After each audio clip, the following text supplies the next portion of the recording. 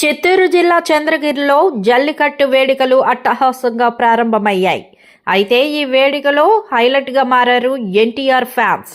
ఒక కారుపై ఎన్టీఆర్ బొమ్మని సింహం బొమ్మపై కూర్చోబెట్టి ఊరేగింపుగా తీసుకువచ్చారు.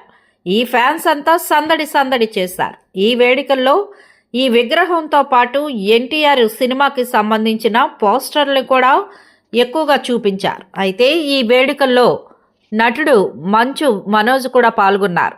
ఈ సందర్భంగా ఈ వేడుకల్లో పాల్గొనడం తనకి సంతోషం కలిగించిందని వెల్లడించారు.